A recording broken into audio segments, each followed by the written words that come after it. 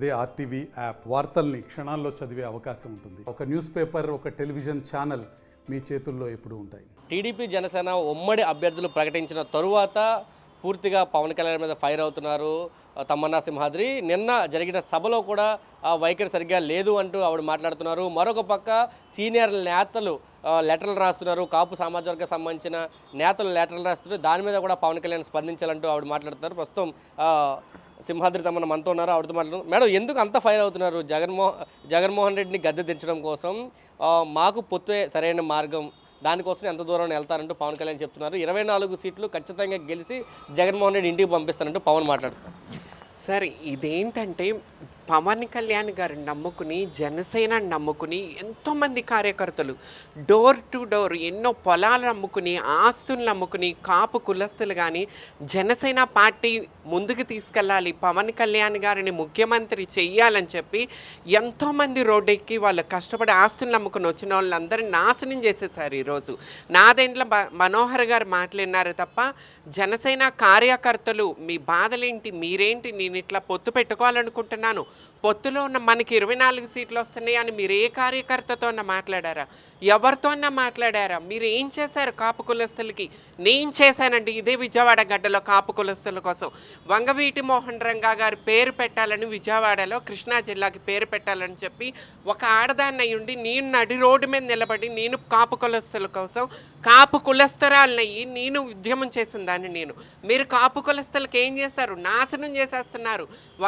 వంగవీటి మోహన్ రంగా గారు చనిపోయిన తర్వాత కాపు కులస్తులకి కాపు లీడర్ లేడు, మావాడు వచ్చాడు అంటే చిరంజీవి గారి తమ్ముడు పవన్ కళ్యాణ్ గారు వచ్చారని చెప్పి ఎంతోమంది ఆశలు పెట్టుకుని నేను కానీ మా కాపు కులస్తులు కానీ కార్యకర్తలుగా ప్రతి ఒక్కరు ప్రతిరోజు డోర్ టు డోర్ అంటే నేను వెళ్ళానండి పక్కన్న ఊర్లకి. వాళ్ళతో పాటు నేను ఎక్స్పీరియన్స్ చూశాను.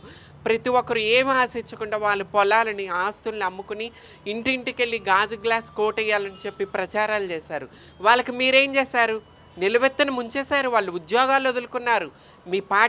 మన పార్టీని గెలిపించడానికి, మన పార్టీని ముందుకు తీసుకెళ్ళటానికి మీరేమో వెళ్ళిపోయి తెలుగుదేశం పార్టీని గెలిపించండి, చంద్రబాబుని సీఎం చేయంటే ప్రతి కాపు యూత్ ప్రతి ఒక్కరు మిమ్మల్ని ముఖ్యమంత్రి చేయాలని చెప్పి ఈ రోజున ముందుకొచ్చారు. 2019లో జనసేన పార్టీ టికెట్ వస్తుందని ఫామ్ ఫిలప్ చేయమంటే జనసేన ఆఫీస్కి వెళ్ళి ఫామ్ ఫిలప్ చేశాను. ఆ రోజు పిలుపుని రాలేదు. 5 సంవత్సరాలు ఎదురు చూశాను. అంటే ఎందుకు చిన్న చూపు ఎందుకండి? అంటే నేను ఒక ట్రాన్స్ ఫీమేల్ అని మీరు నన్ను కలవనివ్వట్లేదా? నాకు సపోర్ట్ చేయట్లేదా? మీరు జగన్మోహన్ రెడ్డిని మేము ఆశించలేదు. అంటే మీకు టికెట్ ఇవ్వలేదు కాబట్టి, మిమ్మల్ని పిల్లలేదు కాబట్టి పవన్ కళ్యాణ్ మీద ఆరోపణలు చేస్తున్నారు అనుకోవచ్చు. అంటే చాలామంది అలాగే భావిస్తారు కదా. లేదు, నేను ఆరోపణలు చేయట్లేదు, నేను వేడుకుంటున్నాను, నేను దండాలు పెడుతున్నాను. యాజ్ ఏ ట్రాన్స్ ఫీమేల్ మన తెలుగు రాష్ట్రంలో ఆంధ్రప్రదేశ్లో మొట్టమొదటి ఆ ట్రాన్స్ ఫీమేల్ని నేను అందరిలా కాకుండా సొసైటీలో మార్పు కోసం నేనేం సంపాదించుకునేది లేదు.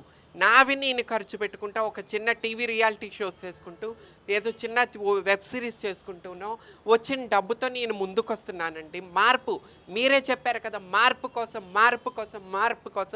ఆ మార్పు కోసం అని మీరు చెప్పిన మాటలకి ఆ మార్పులో పుట్టిందే తమ్మన్నా సింహాద్రి. ఆ మార్పు కోరుకుంటూ వచ్చిందే తమ్మన్నా సింహాద్రి. ఇప్పుడు ఢిల్లీలో చూస్తున్నారు కేజ్రీవాల్ గారు. ఆయన ఏమైనా పెద్ద ఫిల్మ్ యాక్టరా? ఆయన ఏమైనా సెలబ్రిటీయా? వాళ్ళ డాడీ ఏమైనా ముఖ్యమంత్రి చేశాడా? ఒక పబ్లిక్లోంచి, ఒక ఉద్యమంలోంచి పుట్టుకొచ్చిన ఆయన కేజ్రీవాల్ గారు ఆమ్ ఆద్మీ పెట్టుకుని మాలాంటి నార్మల్ పర్సన్స్ని తీసుకుని ఈరోజు ఢిల్లీలో పాలన చేస్తున్నారు. ఆయన నమ్ముకున్న వాళ్ళని టికెట్లు ఇచ్చి గెలిపించుకున్నారు. ఆయనకున్న మీకు ఇది లేదా? మిమ్మల్ని నమ్ముకున్న వాళ్ళు మేము నాశనం అయిపోవాలండి. ఏమైపోవాలి? ఎంతోమంది ఏడుస్తున్నారండి. వాళ్ళందరూ ఏమైపోవాలి? ఈసారి ఓడిపోతామో, ఇంకోసారైనా మనకి 2019లో అన్ని స్థానాల్లో పోటీ చేశాము, కానీ ఎవరు నన్ను గెలిపించలేదు. కాబట్టి ఈసారి జగన్ను ఓడించడం కోసం నేను పొత్తులోకి వచ్చాను. టీడీపీ జనసేన కలిపి ఖచ్చితంగా జగన్మోహన్ రెడ్డి ఓడిస్తామంటూ పవన్ నిన్న సభలో కూడా మాట్లాడారు. సరే, ఆయన ఓడించడం కాదు, మీరు రావాలి. మీరు ప్రజల్లో మార్పు కోసం వచ్చిన వాళ్ళు జగన్ ఓడిపోతే మార్పు వస్తుంది అనుకుంటే మీరు ముందుకు రావాలి. మీ మీద కాన్ఫిడెంట్ పెట్టుకుని మీరు రావాలి. మీరే డిల్ అయిపోతే, మీరే లూజ్ అయిపోతే, మీరే కాన్ఫిడెంట్ లాస్ అయిపోతే ఇంక కార్యకర్తలు మేమేమైపోవాలా? అంటే మీరు కూడా వైఎస్ జగన్మోహన్ రెడ్డి దగ్గరికి నేను ఎప్పుడు వెళ్ళలేదు. చంద్రబాబు నాయుడు పార్టీ నుంచి మేము ఎప్పుడు ఆశించలేదు.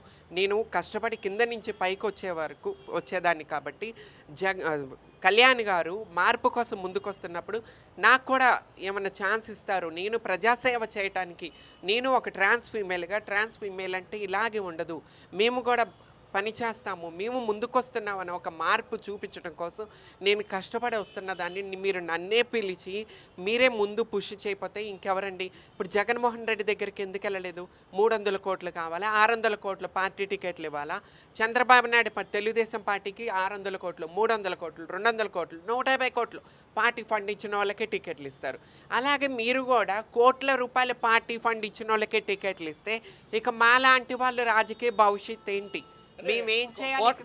కోట్ల రూపాయలు ఇచ్చిన టికెట్లు ఇస్తున్నారు మీరు అనుకుంటున్నారా? అలాగే ఉంది కదా, కష్టపడిన వాళ్ళకి మీరేం చేయలే. ఇప్పుడు నేననే కాదు, చాలామంది గురించి, నా ఒక్కదాని గురించి మాట్లాడట్లా, జనసేన ప్రతి కార్యకర్త గురించి నేను వాయిస్ ఇస్తున్నాను. ఎందుకు వాయిస్ ఇస్తున్నానంటే ఈ వాయిస్ పవన్ కళ్యాణ్ గారి దాకా వెళ్ళాలి కాబట్టి. మీరు ఇలా చేస్తే మేమేమైపోవాలా? మిమ్మల్ని నమ్ముకున్న వాళ్ళం మేమేమైపోవాలా? ఇది నా బాధ, ఆవేదన. మీరు జగన్ను ఓడించాలని కాదు, కేజ్రీవాల్ లాంటి వాళ్ళని మీరు ఆదర్శంగా తీసుకుని మీరు మార్పు కోసం వచ్చినప్పుడు మార్పు కోసం మీరు ప్రజల్లోకి వెళ్ళాలి. ఆస్తులు అమ్ముకుని హెలికాప్టర్లో తిరగకూడదు పవన్ కళ్యాణ్ గారు. పబ్లిక్లో తిరగాలి, ప్రజల్లో తిరగాలి. మీరు ప్రజలకు వచ్చి చిన్నపాటి వీధి కార్యకర్తను కూడా భుజం మీద తట్టి పదండ్రాన్ని ముందుకు తీసుకెళ్తే మీరు ఆనాడు 2019లోనే గెలిచిపోయేవాళ్ళు. మీరు ఖాళీ నాదెండ్ల మనోహర్ మాటలుంటే మిమ్మల్ని నమ్ముకునే కార్యకర్తలు నాశనం అయిపోతున్నారని వేడుకుంటున్నాను. మీరు నన్ను పిలిచి టికెట్ ఇవ్వలేదన్న బాధ కాదు, నాలాంటి కార్యకర్తలు మిమ్మల్ని నమ్ముకున్న వాళ్ళు, మీరు మార్పు అని ముందుకొచ్చారు కాబట్టి మిమ్మల్ని నమ్ముకుని మేము ముందుకొచ్చాం కాబట్టి. సో ఇది జరుగుతుంది అన్యాయం. మీరు నాదెండ్ల మనోహర్ మాటలు కాదండి వినాల్సింది, మీ పార్టీ కోసం, మీ పార్టీ జెండాలను భుజాలకేసుకుని ఈరోజు జాబ్లు వదులుకుని, ఉద్యోగాలను వదులుకుని, చదువులను పక్కన పెట్టుకుని, ఎంతోమంది ప్రజలు వ్యాపారాల పక్కన పెట్టుకుని మీకోసం సందు తిరిగి డోర్ టు డోర్ వెళ్ళి గాజు గ్లాసులు ప్రమోషన్ చేసిన వాళ్ళకి మీరేం చేశారండి? మీరేం చేస్తున్నారు? ఎంతసేపు చంద్రబాబు అంటే మిమ్మల్ని నమ్ముకుని మేము నాశనం అయిపోతున్నామండి పవన్ కళ్యాణ్ గారు. ఇదండి నా ఆవేదన. ముద్రగడ కలవలేదు, అనేక సార్లు టైం ఇచ్చి కలవలేకపోయారని చెప్తారు. 80 సీట్లు ఇస్తారు అని ఆశించాము, కానీ 80 సీట్లు ఇవ్వలేదు. కనీసం 2 ఏళ్ళు ముఖ్యమంత్రి వస్తున్నారు, అది కూడా రాలేని పరిస్థితి అని చెప్పి ముద్రగడ లేఖలో రాసి. ఇప్పుడు ముద్దగడ్డ పద్మనాభం గారు ఎంతో కాపుల కోసం ఉద్యమం చేసిన నాయకుడు అండి. అలాంటి మా నాయకుడిని ముద్దగడ్డ పద్మనాభం గారిని ఇదే చంద్రబాబు నాయుడు ఇంటి నుంచి ఈడ్చుకుంటూ పోలీసులతో అరెస్ట్ చేశారు.